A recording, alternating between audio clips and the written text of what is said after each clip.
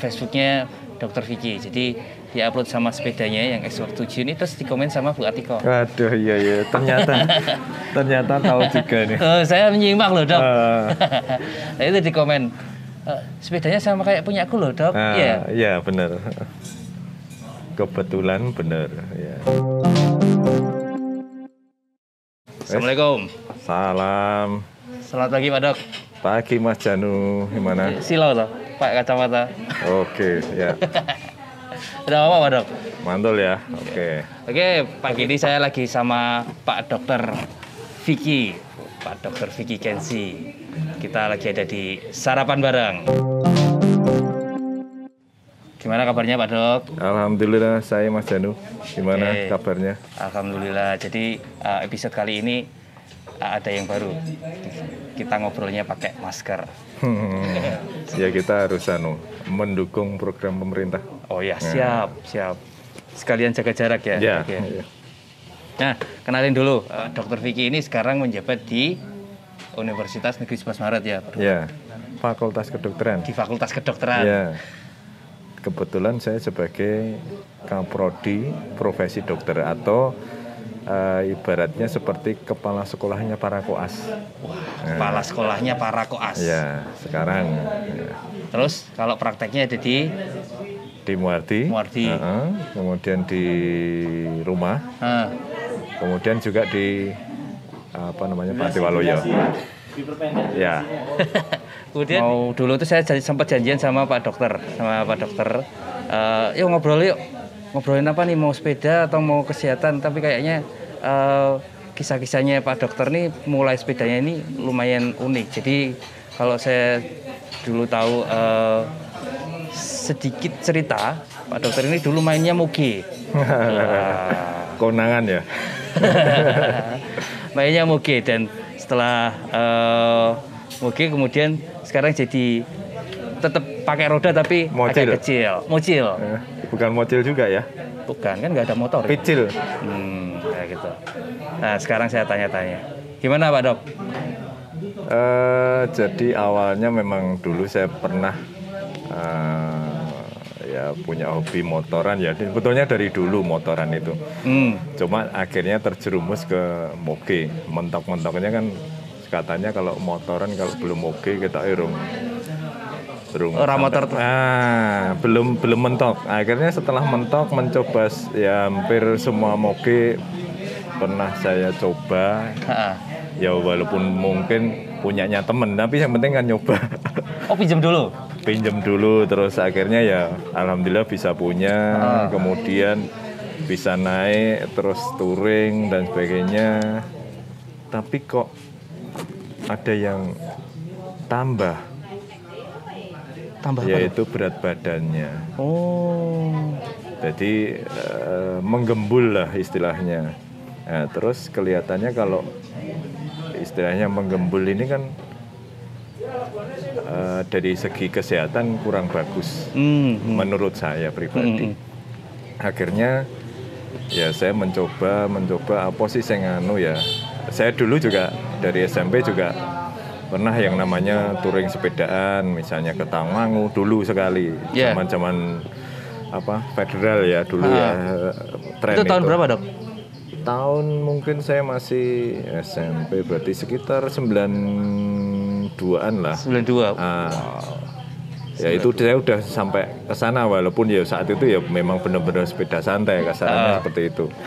Nah terus kemudian akhirnya kok pengen lah sepedaan lagi. Nah, akhirnya kejerumus langsung yang namanya road bike atau pit balap lah. Ini yang pit balap ini kelihatannya ya salah jurusan. Kok bisa? Nah, karena kalau pit balap terus numpaknya alon-alon kata ya rada lucu. Aneh ya? Aneh. Rada lucu. Kayak kurang pas lah. Ya, dan banyak juga yang mengatakan bahwa kalau pengen menurunkan berat badan salah satunya dengan sepeda balap tapi cepat. Sepeda balap tapi cepat. Maksudnya melajunya kencang. Ya, melajunya kencang. Oke.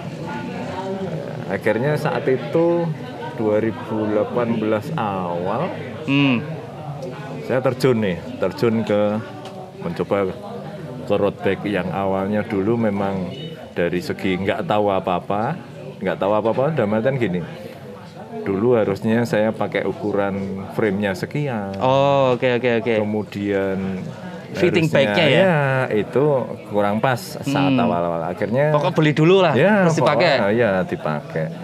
Tapi kok nggak enak. Akhirnya kan ya upgrade, ya downgrade dan sebagainya. Maksudnya menyesuaikan dengan fitting dan sebagainya.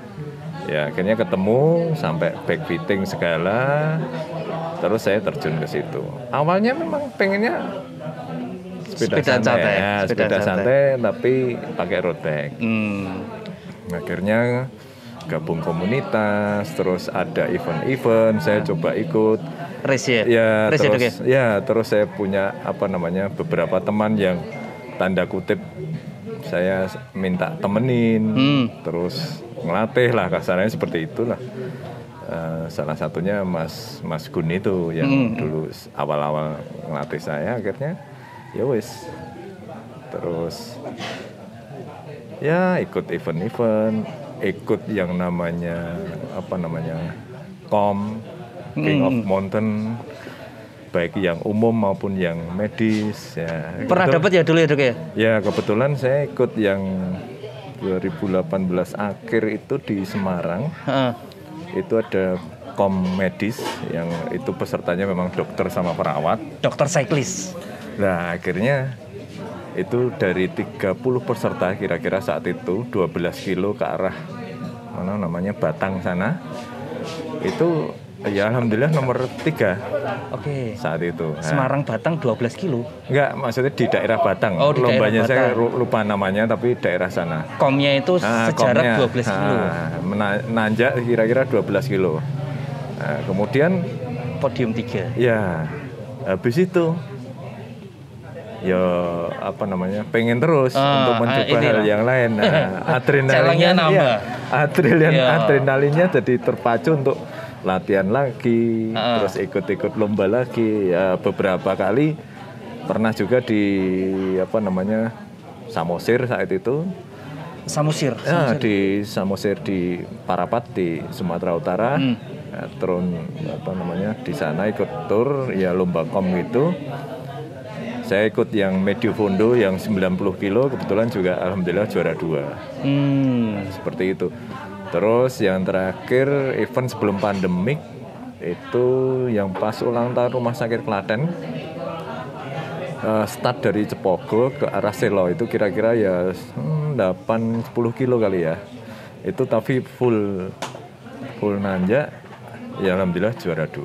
Nah, seperti itu membuat ya gimana ya, damatan ya alhamdulillah lah ya, kita perjuangan ya terbukti lah ya. Terus dulunya awal sekali saya sekitar 80 kilo berat badannya, sekarang terjaga di kisaran 63, 65 lah, sekitar itu. Jadi mau makan berapa piring pun berat badannya tetap segitu. Nggak usah mikir lah makannya. Iya, ya ibaratnya itu pun tanpa diet, gitu loh. Maksudnya tanpa pola diet yang harus teratur, harus jam segini itu masih terjaga. Ya, dan sekarang dengan teman-teman ya termasuk Mas Janu ini kan bisa tambah giat lagi. Dan kita bareng-bareng mencari kesehatan ya sebetulnya, terus mencari persaudaraan, pertemanan ini jadi yang itu insya Allah membuat kita juga sehat, apalagi di masa pandemik ini kita kan juga imunnya jadi meningkat lah. Oke. Gini Dok, jadi kemarin itu kan saya sempat diajakin sama Ko Yoyo. Yes, mengawal tamu itu ya. Mengawal tamu, terus jadi road captain gitu. Yes. Saya masih bingung nih, road captain. Tapi kan nggak jadi itu makanya. Ditunda sementara. Sementara ditunda kan sama Dokter Vicky juga. Yeah. Ini jadi road captain loh, road captain. Saya kan belum pernah nih Dok, road captain. Kalau cuman narik peloton mungkin perumahan sepeda bareng gitu pernah lah. Cuman kalau buat road captain ini kan gimana? tanggung jawabnya, terus gimana cara mengaturnya. Ya, jadi prinsipnya mungkin road captain ini adalah sebagai pengawal ya, pengawal peleton. Oke. Jabatan membuka jalan, menunjukkan jalan, terus mengatur irama daripada peleton sendiri itu, jabatan mengatur pace-nya. Jadi, irama kecepatan ya? Iya, kecepatan. Jadi kadang-kadang kan ada beberapa peserta yang kenceng-kenceng, padahal sebetulnya bukan itu yang kita cari. Tapi suatu event biasanya sudah ada pit stop yang ditentukan di tempat-tempat khusus, di jam-jam khusus, yang tugas road captain salah satunya untuk menempatkan kira-kira jadwal itu sesuai dengan time schedule-nya. Terus kemudian juga bertanggung jawab terhadap keutuhan peleton. Bukan kita road captain itu mesti paling cepat, paling kuat. Terus kemudian juga bagi peserta jangan merasa bahwa ini diajak balapan sama road captain-nya, jadi nek menang itu lebih bangga atau luwih sangar lah itu. Itu penangkap beberapa orang masih mungkin kayak gitu. Beranggapan seperti itu ya. Iso nyalap. Padahal kita itu diatur untuk itu tadi, mengatur kecepatan supaya pelotonnya ini utuh terus. Ya salah satunya. Mungkin sebagai juga guide damatan kan suatu tour itu kan pesertanya tidak cuma kota itu tok, tapi mungkin luar kota yang mungkin nggak ngerti arah jalannya dan sebagainya itu loh. Terus misalnya ada yang jangan sampai peserta itu jadi kesasar atau betul. Nah, termasuk juga membantu kalau ada trouble di yang bersangkutan, baik rider maupun sepedanya. Tapi masih ada tim lain ya, maksudnya kayak marshal, mungkin ada sweeper. Tapi itu ibaratnya seperti ya pembuka jalan lah ya, guide lah. Penangkal angin tuh. Ya, buka angin ya. Iya, seru road captain betul. Terus kebetulan ya alhamdulillah sekarang beberapa kali dipercaya event-event untuk menjadi road captain. Itu pertemanan juga itu, karena pertemanan. Jadi Pak Dr. Wiki ini saya dulu itu Borobudur ya. Borobudur tahun 2019. Wah, keren banget. Road captain-nya dari Solo. Pak Dr. Wiki salah satunya. Kebetulan mungkin malah salah satu perwakilan dari Solo. Yang lain dari Solo kan? Yang lain nggak ada sih kebetulan. Pernah mana aja dok kalau di road captain dok? Road captain pernah di Tour de Ambarukmo pernah 2019 ya. Borobudur 19 sama 18. 18? Ya sudah berarti itu baru aja nyepeda, belum ada setahun loh ya? 18 akhir. Iya kira-kira. Belum ada setahun sudah dipercaya jadi road captain. Sorry.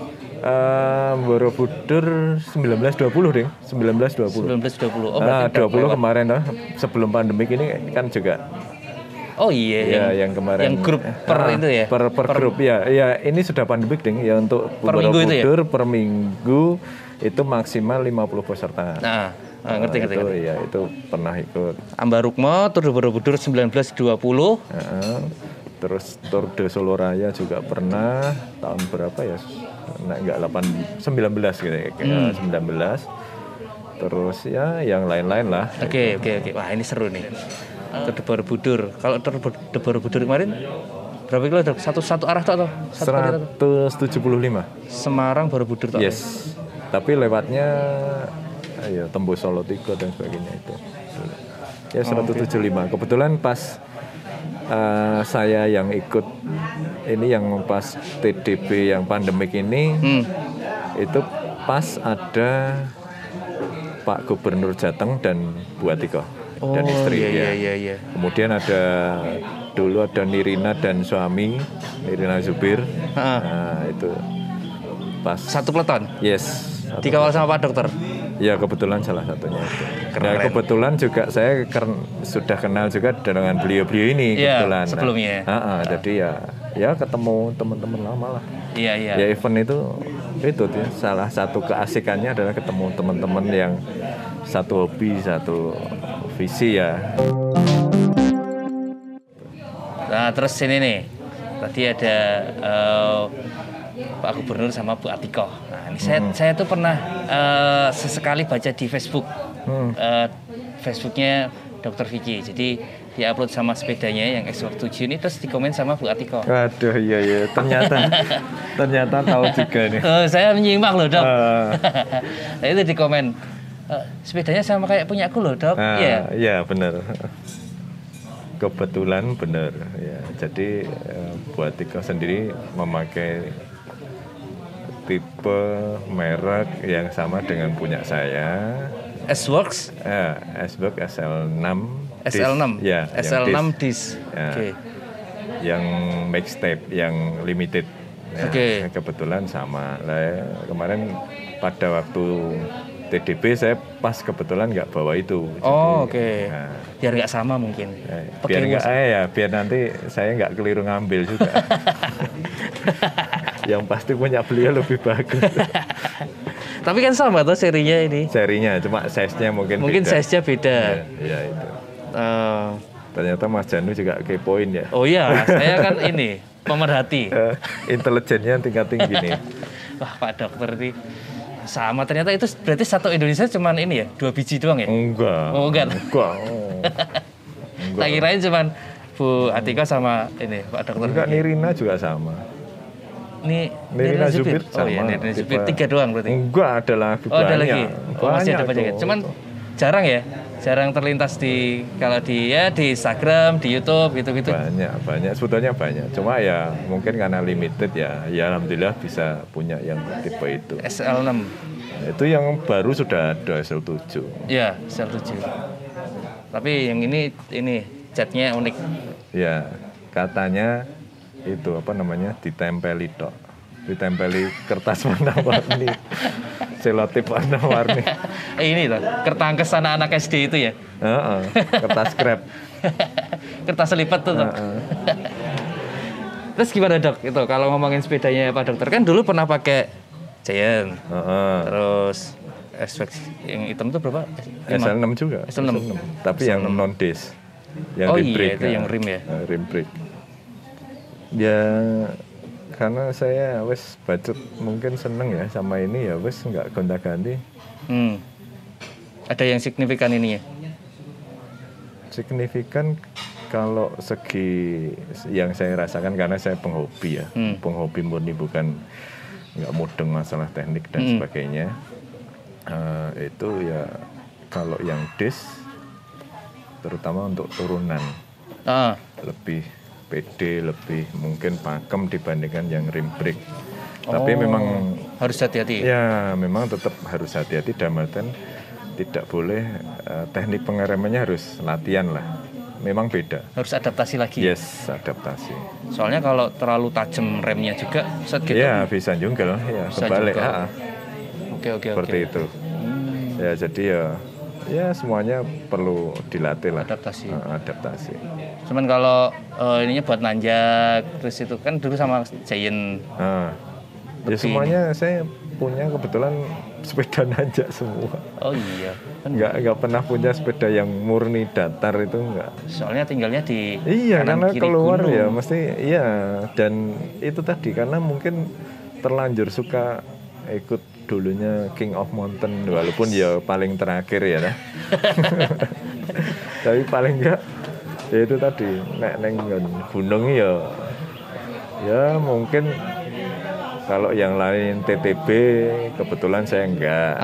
Oke. Kecuali yang memang miring banget ya mau tidak mau ikutan TTB.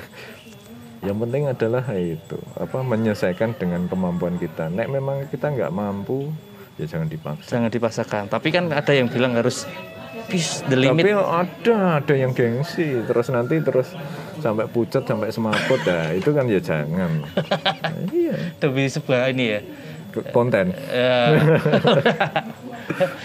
Gengsi maksudnya gengsi di jalanan lah. Iya, gengsi. Sebenarnya nggak boleh gengsi.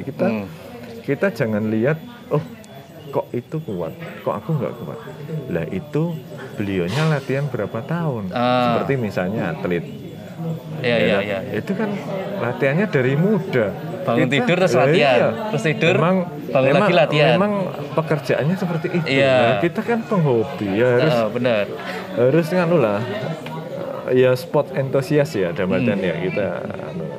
Saya kebetulan juga dari dulu memang suka olahraga. Jadi, saya SMP sudah pernah ikut diklat sepak bola. Sampai beberapa kali ini kemarin yang sebelum pandemi kebetulan kita ada reuni di FK, reuni tim bola. Yang lain sudah bawa galon di perutnya. Ya kebetulan yang masih datar saya. Ya.